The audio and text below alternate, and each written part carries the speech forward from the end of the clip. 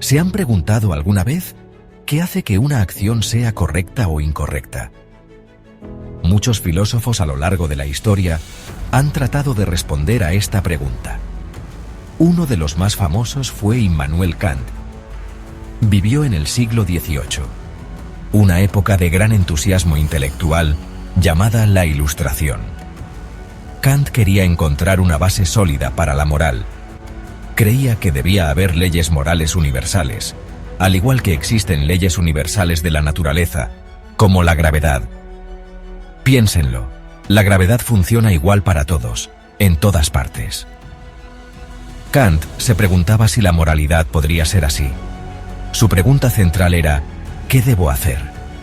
Quería entender cómo podemos saber cuál es nuestro deber. Creía que nuestra capacidad de razonar era la clave para descubrir estas verdades morales. El sistema ético de Kant es como un gran edificio, cuidadosamente construido. Kant vio que la gente generalmente pensaba en la moralidad de dos maneras generales. Imagínense que están en una encrucijada. Un camino tiene el letrero de felicidad y el otro tiene el letrero de deber. Muchos filósofos antes de Kant creían que el objetivo final de la vida era alcanzar la felicidad. Argumentaban que una buena vida era una vida feliz. Este enfoque a menudo se llama ética de la felicidad o eudemonismo. Por ejemplo, ayudar a un amigo puede hacer que tanto tú como tu amigo se sientan bien. Kant creía que la moralidad no se trataba principalmente de alcanzar la felicidad, sino de hacer lo correcto, simplemente porque es correcto. Para Kant, el valor moral de una acción proviene de la intención detrás de ella, específicamente si se hace por un sentido del deber. Quería una moralidad que se sostuviera por sí sola, firme e inquebrantable, dictada por la razón misma.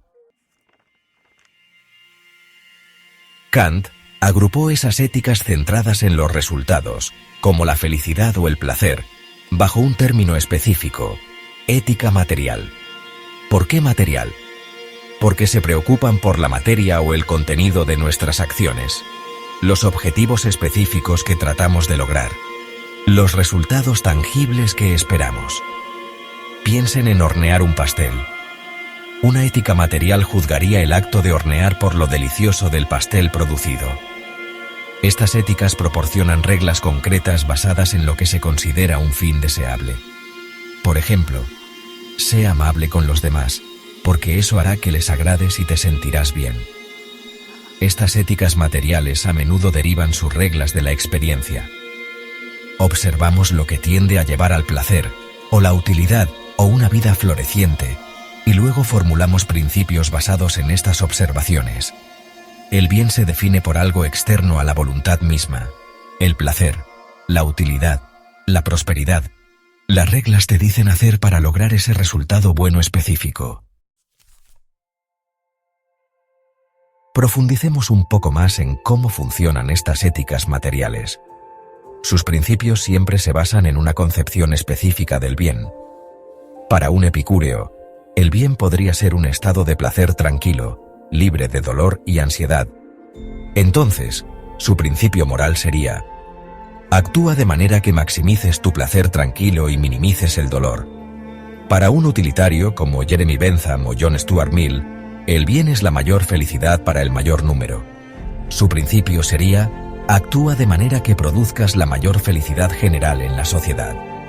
Las normas o reglas de conducta que surgen de la ética material son, por lo tanto, imperativos hipotéticos, según Kant. Un imperativo hipotético es un mandato que te dice qué hacer quieres lograr un cierto objetivo. Por ejemplo, si quieres estar sano, objetivo, entonces debes hacer ejercicio regularmente, norma. O si quieres aprobar el examen, objetivo, entonces debes estudiar con diligencia, norma. La principal objeción de Kant a la ética material era su falta de universalidad. Debido a que se basan en objetos de deseo particulares, como la felicidad, o en resultados específicos, y debido a que lo que la gente desea varía mucho, estas éticas no pueden producir leyes morales que sean vinculantes para todos los seres racionales. Si la moralidad depende de lo que yo quiera, entonces es subjetiva, no objetiva. Kant buscaba la objetividad en la ética, al igual que la objetividad que se encuentra en la ciencia. Creía que las leyes morales debían ser descubiertas por la razón, no dictadas por nuestros deseos caprichosos o normas culturales. Además, Kant argumentó que las éticas materiales son siempre empíricas. Esto significa que se basan en la experiencia y la observación del mundo. Vemos lo que hace feliz a la gente, o lo que lleva a buenas consecuencias, y luego derivamos nuestras reglas morales. Frustrado con las limitaciones de la ética material, Kant propuso un enfoque completamente diferente, una ética formal.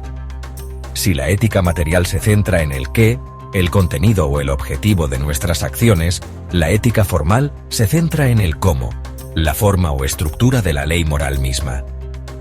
Kant creía que la calidad moral de una acción no depende de lo que logremos, sino del principio o regla que seguimos cuando actuamos. La idea central de la ética formal de Kant es que una ley moral debe ser universal. Debe aplicarse a todos, en cada situación, sin excepción. Piensen en la regla de oro. Haz a los demás lo que te gustaría que te hicieran a ti. Kant buscaba un principio aún más fundamental, uno derivado puramente de la razón, que pudiera servir como la prueba definitiva para todas nuestras máximas morales. Una máxima es una regla o principio de acción personal. Concluyó que debe ser universal y necesaria. No puede basarse en sentimientos, porque los sentimientos son variables y poco fiables. Para Kant, solo hay una cosa en el mundo, o incluso fuera de él, que puede considerarse buena sin reservas, una buena voluntad. ¿Qué significa esto?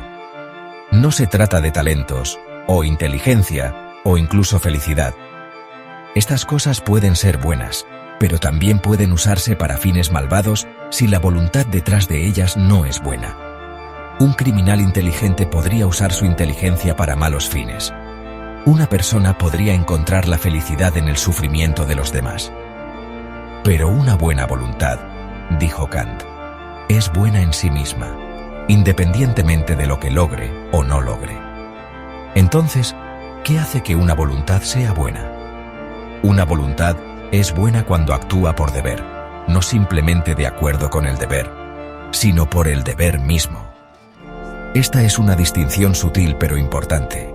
Imaginen a un comerciante que es honesto con sus clientes. Puede ser honesto porque es bueno para el negocio, actuando de acuerdo con el deber, pero por razones egoístas. Hablamos de esto antes, pero es tan central en la ética de Kant que merece su propia atención: la autonomía de la voluntad. Auto significa uno mismo, y nomos significa ley. Entonces, autonomía significa autoley. Kant creía que una voluntad verdaderamente moral es una voluntad autónoma. Esto significa que la voluntad se da la ley moral a sí misma. No está sujeta a autoridades externas, como la presión social, el dogma religioso si se ve como meros mandatos externos, o incluso nuestros propios deseos e inclinaciones. En cambio, la voluntad racional misma es la fuente de la obligación moral. Esto se contrasta directamente con la heteronomía de la voluntad, donde la ley proviene de fuera del yo. Si actúas moralmente solo porque temes el castigo, o porque deseas una recompensa, o porque la sociedad te lo dice, entonces tu voluntad es heterónoma. Está siendo dictada por algo más. Ahora, Kant era un pensador muy lógico. Construyó su sistema ético sobre la razón, pero también reconoció que para que la moralidad tuviera sentido completo y para que estuviéramos motivados a luchar por el bien supremo, que para él implicaba tanto la virtud como la felicidad en proporción a la virtud, ciertas cosas tenían que ser asumidas o postuladas. Estas no son cosas que pudo probar con la razón teórica, la razón que usamos para comprender el mundo de la experiencia, pero eran suposiciones necesarias para la razón práctica, la razón que usamos para guiar nuestras acciones. Llamó a estos los postulados de la razón práctica. El primer postulado es la libertad de la voluntad. Para que la moralidad tenga algún significado, debemos ser libres de elegir nuestras acciones. Si todas nuestras acciones estuvieran predeterminadas, como la caída de una piedra, entonces no tendría sentido hablar de deber. No se puede decir que una piedra deba caer hacia arriba. El concepto mismo de responsabilidad moral implica que podríamos haber hecho lo contrario.